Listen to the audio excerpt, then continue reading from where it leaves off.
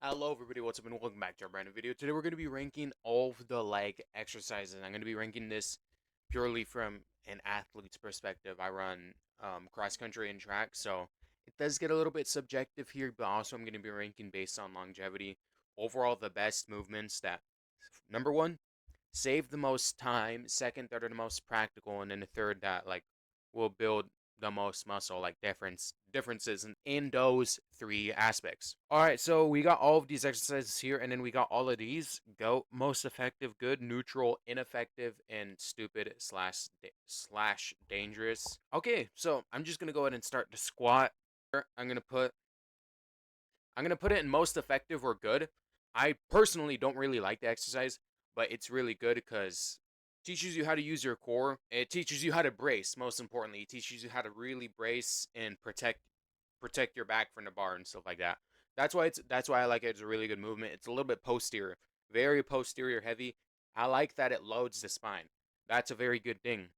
Overall, it's a really good exercise, but the only thing that's bad about it is it isn't unilateral. I am a sticker for unilateral exercises. Those are the best exercises in my opinion because and from an athlete sense and overall longevity sense, like we all know machines, free weights build the same amount of muscle as long or any movements in general build the same amount of muscle as long as it's loaded correctly. The core isn't a limiting factor. I hear a lot of people say that. Bulgarian splits. I'm not going to spoil what's on the tier list next, but Bulgarian split squats will probably go above this exercise right here because it's unilateral, and as an athlete, you do everything on one leg. You're not ever doing something on one leg. You're always taking a split stance, if you know what I mean.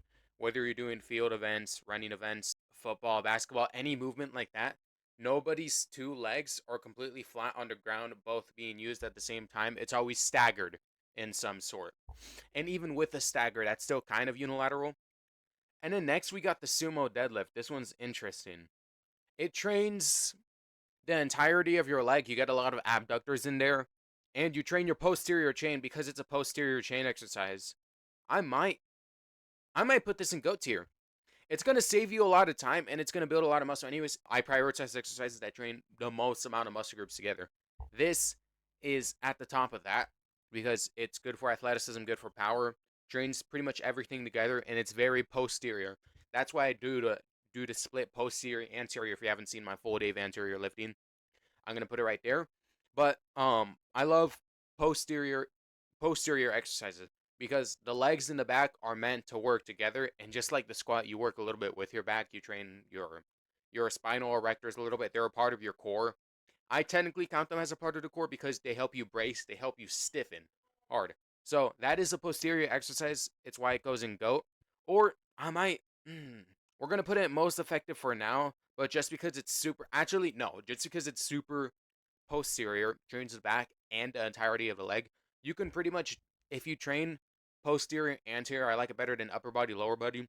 You can be in the gym 4 times a week, Monday, Tuesday, Wednesday, Thursday, and if you do this once a week, you can include maybe you can include a good morning and a Bulgarian split squat. And if you don't do those three exercises, include a little accessory in there too.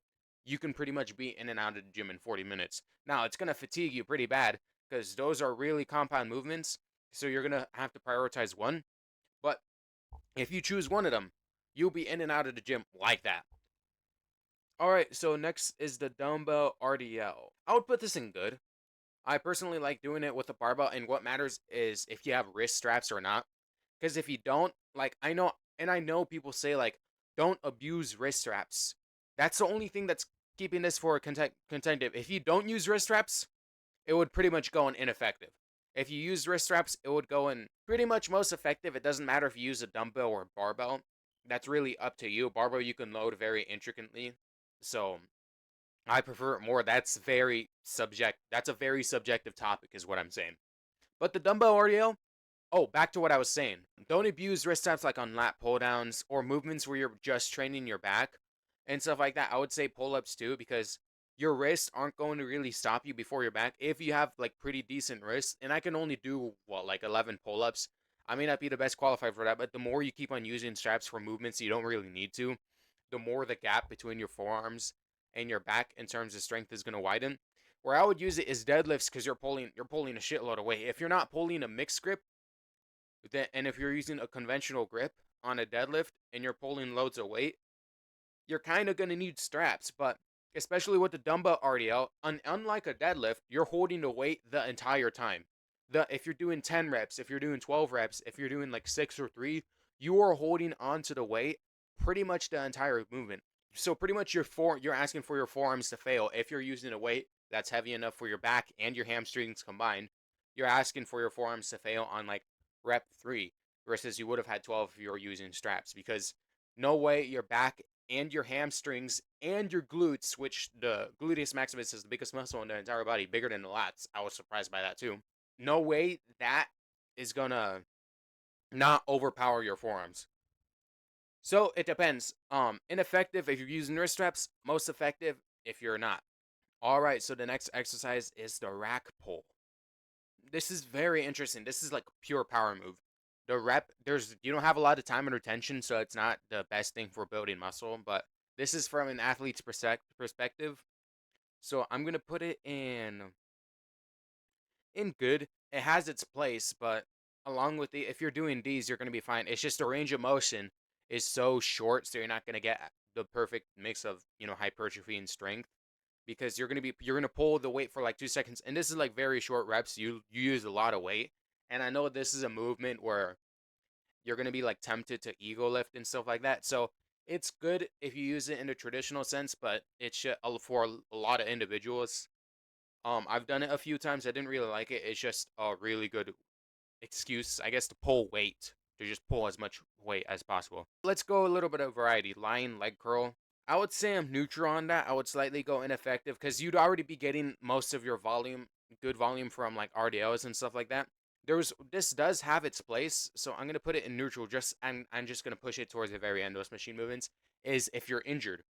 When you're injured, you can use movements like the lying leg curl, seated leg curl, and leg extension, because you don't bear weight directly on the bottom of your foot.